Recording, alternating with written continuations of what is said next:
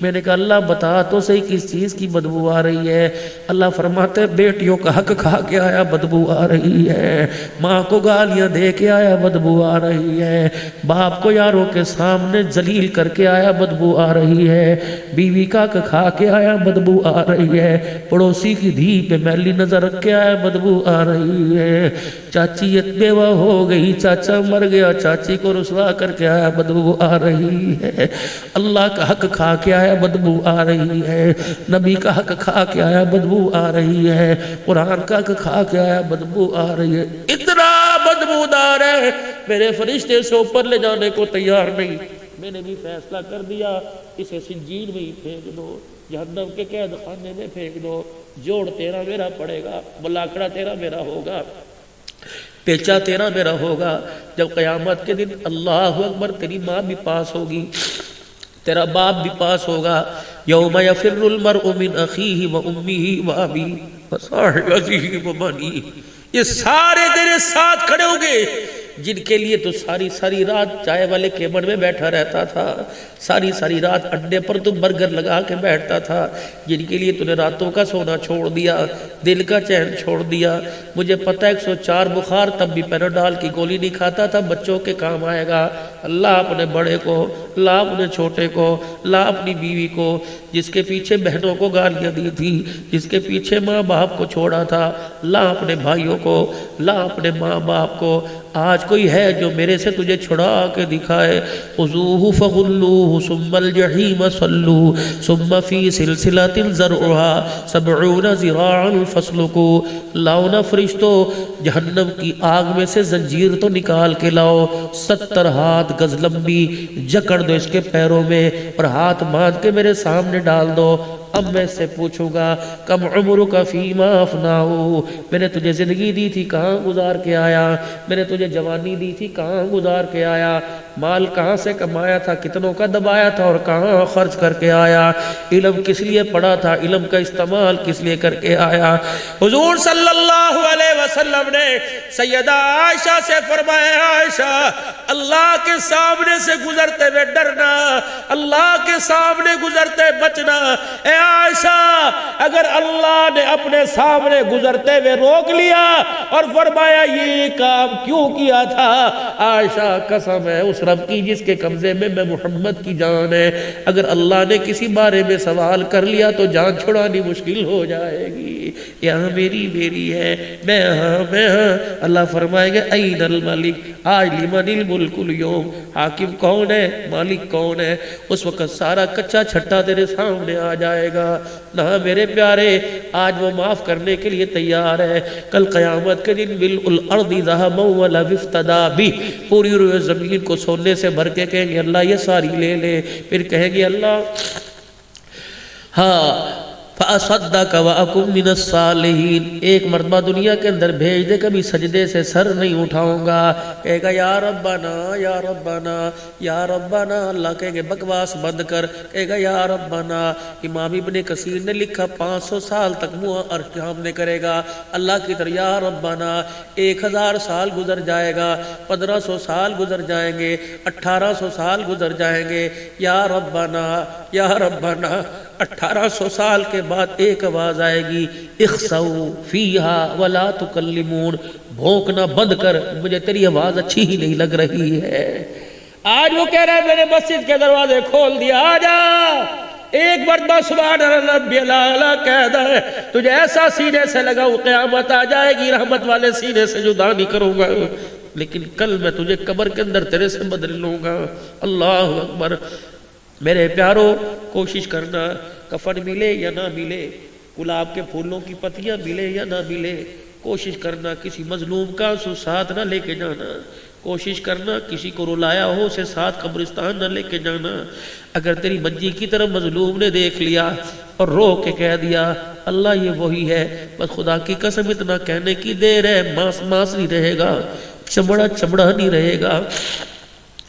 اللہ اکبر۔ ایک پھیری والا میرے عزیزو شام کو اپنے گھر اپنے بچوں کا روزگار لے کے جا رہا تھا، ایک اللہ تھللہ اوباش مل گیا، اس نے تھیلے کو ہاتھ ڈالا، چیختا رہا میاں اس میں ایک مچھلی کا دانہ ہے، کھانے والے زیادہ ہیں، خوراک کم ہے، اللہ کا واسطہ بڑے امیر پڑے ہیں، ان پر ہاتھ ڈال، میری غریبی کا مذاق نہ اڑا۔ لیکن کچھ اس نے اللہ اکبر میرے عزیزو سنی انسنی کر دی۔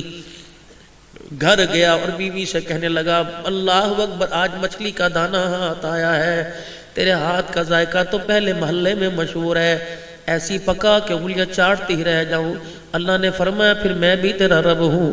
رات کو مچھلی پکائی، نہ پکانے والی نے پوچھا کہاں سے آیا، نہ کھانے والے نے پوچھا میں کہاں سے لایا۔ مظلوم اللہ اکبر جس کے ہاتھ سے مچھلی کا تھیلا چھینا تھا وہ رات کے اندھیرے میں گھر گیا۔ بس اتنا ہی کہا، بیوی نے دروازہ کھولا، اندر گھسا، بچوں کو بھوک کے مارے بھی لگتا اور سوتا دیکھا۔ وہ کہنے لگی اللہ کے بندے، میرا نہیں تو ان بچوں کا ہی خیال کر لیتا۔ چپکے سے جا کے بستر پہ لیٹ گیا اور آسمان کی طرف دیکھنے لگا۔ ادھر مچھلی کھا کے سویا، ادھر بھوکے پیٹ سویا۔ صبح اٹھا تو ہاتھ کی انگلیاں پیلی ہو چکی تھی۔ کہنے لگا ہاتھ کو نہیں لگ رہا، چلو علاقے کے ڈسپینسر کو چیک کرا کے آؤں۔ اس نے دیکھا، اس نے کہا یہ تو زہر باد ہو گیا ہے۔ علاقے کے اسپتال کے اندر گیا، ڈاکٹروں کی دوائی لی، کچھ کام نہ آیا۔ اللہ اکبر، بالآخر ہاتھ کٹانا پڑا۔ اگلے دن میرے عزیزو بازو تک وہ زہر باد پھیل گیا، بازو کٹانا پڑا۔ کچھ عرصہ گزرا، گردن تک پیلا پیلا ہو گیا۔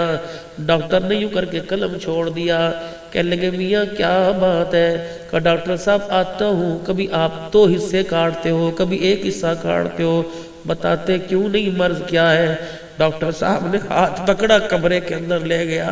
کہنے لگا میاں آج تجھے مرض بتاؤں۔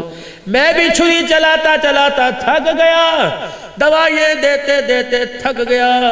اللہ اکبر، تجھے کوئی مرض نہیں لگا، تجھے مظلوم کی بددعا لگی ہوئی ہے، جس نے تیرا بیڑا غرق ہی کر کے رکھ دیا۔ جا کے اس سے معافی مانگ، ورنہ کچھ نہیں بچے گا۔ بس دل کے اندر خیال آیا، اوہو غریب روتا رہا، میں اس کے ہاتھ سے تھیلا چھین کے آ گیا۔ اسی چوک پہ جا کے کھڑا ہوا اور کہنے لگا یہاں کچھ عرصہ پہلے ایک واقعہ ہوا تھا، ایک غریب چلا رہا تھا، ایک اوباش اس کے ہاتھ سے اس کی مملکت چھین کے لے گیا۔ کہنے لگا ہاں وہ بیچارہ غریب ہے۔ اللہ اکبر، جس دن کوئی چھین کے لے کے گیا تھا وہ یہاں کافی دیر بیٹھا روتا رہا۔ بس اس نے آسمان کی طرف منہ کر کے تھوڑی سی بات کی، پھر واپس کو چلا گیا۔ اللہ اکبر، اتنے میں وہی آدمی آ گیا۔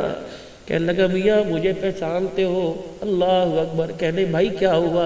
تو میرے پہ زور، میں تیرے پہ زور نہیں رکھتا ہے کیا؟ کہ وہی ہوں اللہ اکبر جس نے تیرے سے مچھلی کا دانہ چھینا تھا۔